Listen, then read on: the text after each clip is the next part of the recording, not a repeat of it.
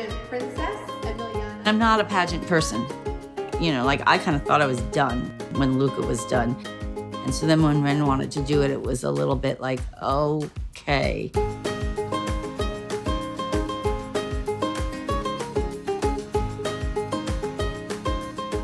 My name is Dan Hunt, and I was the co-director and producer of Little Miss Westie. I'm Joy E. Reed, and I was the co-director and editor of Little Miss Westie.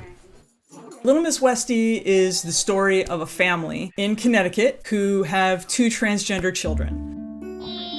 I love you. I love you too. They used to have a girl and a boy, and now they have a boy and a girl.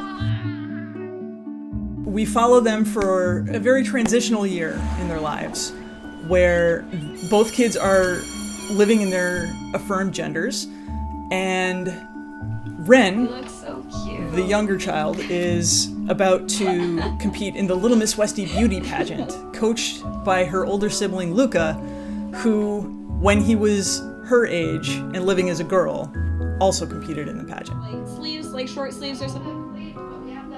It was intense doing Little Miss Westie with Luca. We had to get just the right outfits. So it's a different experience with Ren. Ren's kind of like, can I just wear my Pasheen pajamas?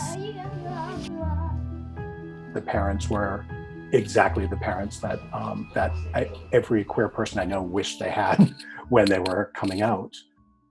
One thing that was apparent with the MacArthurs, especially with mom and dad, is they discuss everything with each other. They discuss everything openly with the kids.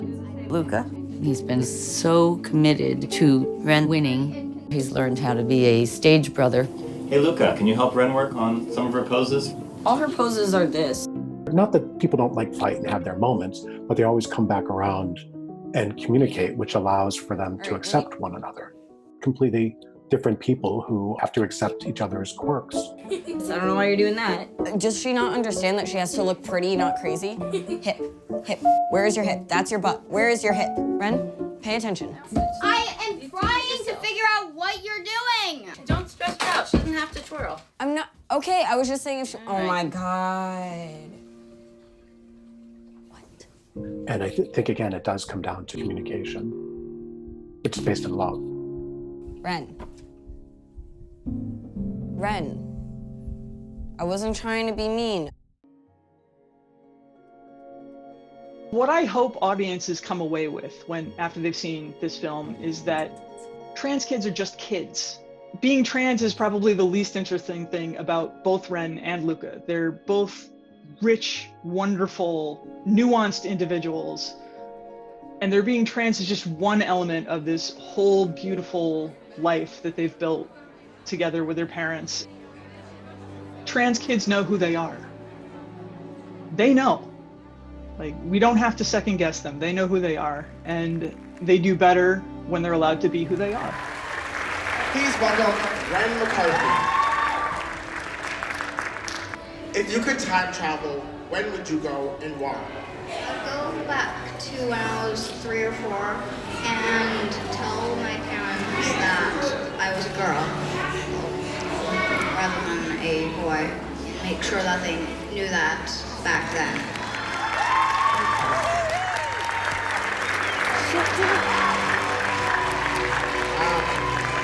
I'm at a loss of words for that.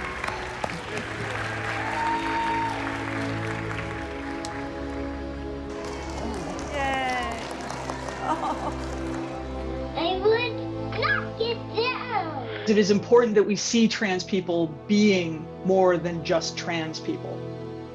We need to see people on the margins, people who have been traditionally marginalized, living their best lives and experiencing the world in their own special way, but in a similar way to the way everyone experiences the world.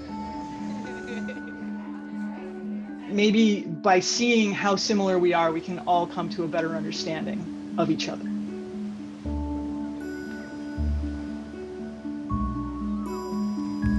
Luca's my son, Ren is my daughter, and, you know, now we're just the MacArthurs again.